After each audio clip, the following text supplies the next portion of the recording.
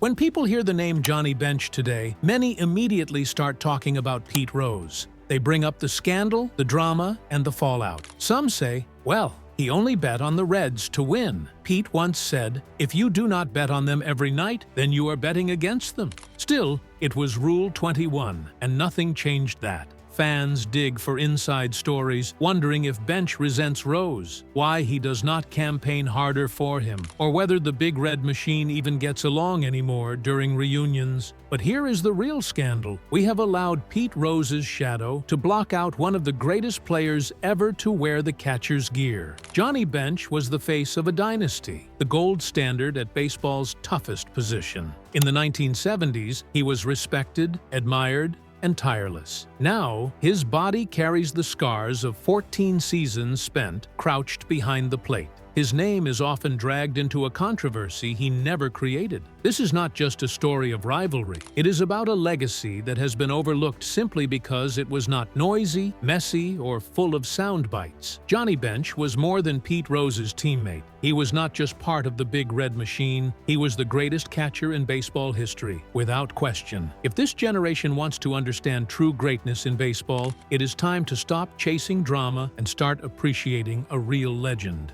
Johnny Lee Bench was born in Oklahoma City in 1947, but his real story started in the tiny town of Binger, where only 600 people lived. In Binger, baseball was not just a pastime, it was a way of life. Johnny's father, Ted Bench, was a truck driver who had once played semi-professional baseball. He noticed something special in Johnny early on. It was not just talent, it was focus, drive, and incredible composure. Johnny grew up catching baseballs behind their garage. His father would throw fast pitches at him without any mercy. Ted told him, if you want to be the best, you better act like it. And Johnny listened. By the time he was 14, Johnny was drawing crowds. In high school, he could famously hold 7 baseballs in one hand. It seemed like a neat trick, but it was a sign. His hands were the tools of a future Hall of Famer. This was not a Hollywood fairy tale. Johnny Bench did not come from privilege. He came from hard work. He once said, hard work beats talent when talent does not work hard. But I worked hard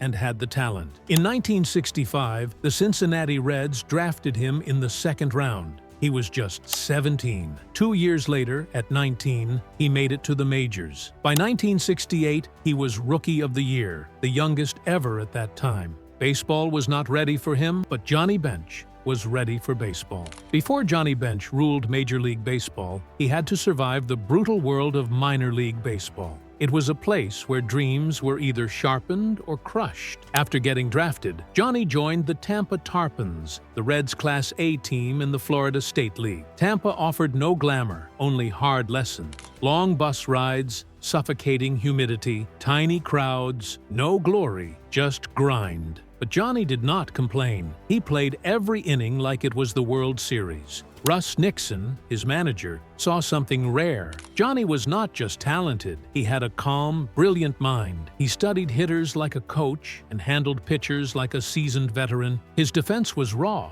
but already game-changing. His arm was electric. Runners who tested him at second base quickly learned not to try again. The next year, Johnny moved up to the Buffalo Bisons, the Reds' Cincinnati team. He was only 18. Buffalo meant harder competition, bigger stadiums, and colder weather. Johnny thrived. Teammates recalled how teenage Johnny would walk to the mound to calm older pitchers who were losing control. He did not wait to be told. He just took over. In 1967, while playing in Buffalo, Johnny caught the attention of the Reds management. His stats impressed them, but his leadership impressed them more. He was batting .259 with 23 home runs against older, more seasoned pros. His glove was pure gold, even before awards were noticed. It was clear Johnny Bench would not stay in the minors for long. That September, just 2 years after being drafted, he got the call. On August 28, 1967, Johnny Bench made his major league debut. He was 19. From the first pitch he caught,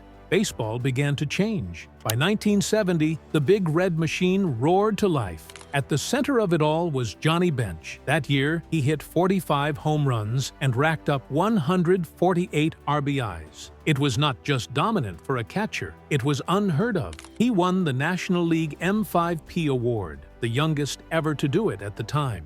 Catching is the toughest job in baseball. Squatting through 9 innings, getting hit in the mask, calling every pitch, running the field. You are both the brain and the body armor. Johnny made it look easy. His glove was golden. His arm was a cannon.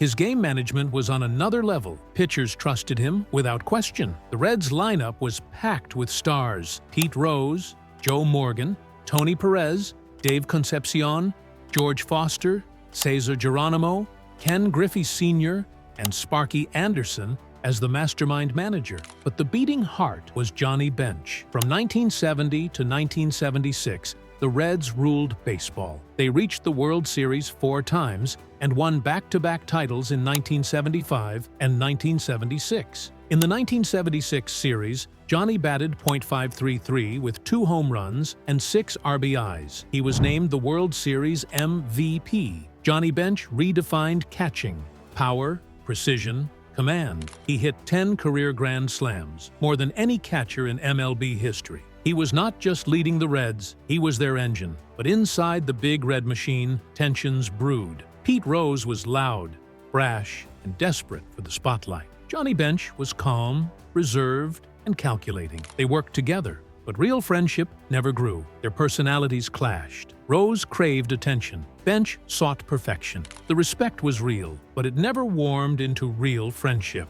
In 1970, when Bench won the MVP, insiders whispered that it stung Rose, who always felt unappreciated. Over time, the cracks grew deeper. Rose embraced rebellion. Bench remained the steady company man. Fans loved both, but their contrast was clear. Some teammates said Bench kept his distance. Some called it aloofness. Others saw it as leadership: silent, steady, and often lonely. Being the best sometimes means standing alone. No position in sports breaks the body like catching. Johnny Bench squatted for over 14,000 innings. He blocked wild pitches, took endless foul tips to the face, and managed egos without complaint. By the early 1980s, his body was breaking down. His knees were bone on bone. His hands were twisted and broken. He once joked he could not hold a pencil properly, but could still frame a pitch. The damage forced him to move to third base, then first, but the magic was fading. Johnny Bench was not the same.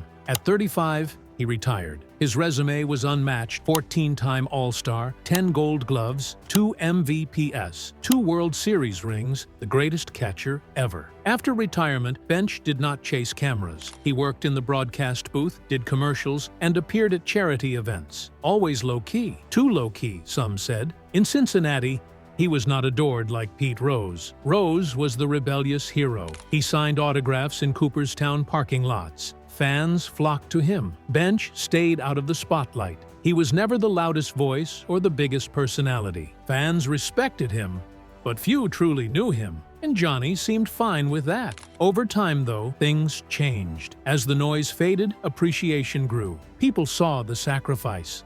They saw the work. Johnny Bench never needed to shout to prove he was great.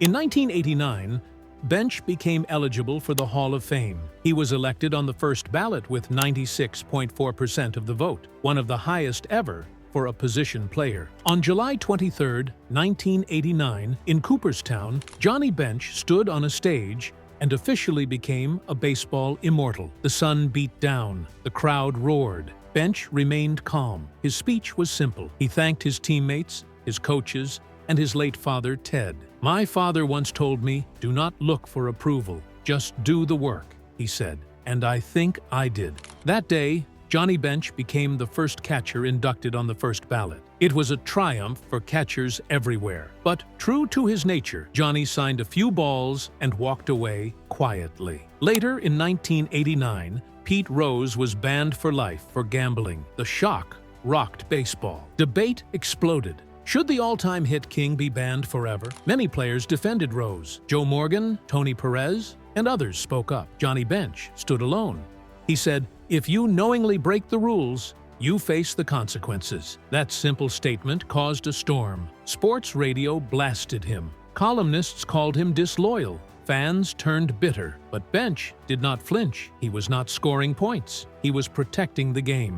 That quiet strength cost him popularity, but it cemented his integrity. In a world that loves second chances, Bench remained the odd man out. Today, Johnny Bench moves slower. His fingers are crooked.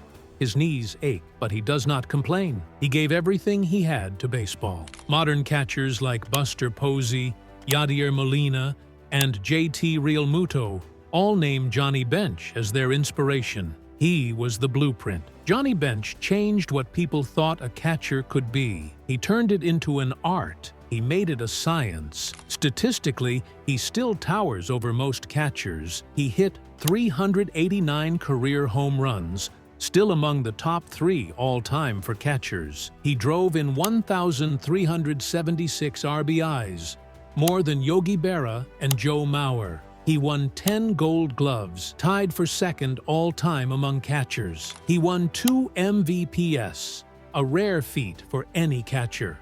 His career WAR of 75.1 is second only to Ivan Rodriguez, but many say Bench's number is more impressive given the brutal era he played in. And he did it all at catcher, the most punishing position, during a time when offense from catchers was seen as a bonus. By comparison, Buster Posey hit 158 home runs, Yadier Molina 176, Joe Mauer 143. Johnny Bench hit 389 while playing 140 games a year, squatting through every inning. Even in today's stat-obsessed world, Bench holds up. He did not just pass every test, he invented the tests. Not every legend needs applause. Some legends carry greatness like a heavy burden, quietly, reluctantly, but undeniably. Johnny Bench never chased fame. He never chased controversy. He chased greatness. He remains the greatest catcher to ever wear the gear. He changed baseball forever. And now, it is time we tell his story right. Because legends like Johnny Bench do not come often. And when they do, they change everything. If you liked this video, make sure to subscribe, like, and leave a comment below.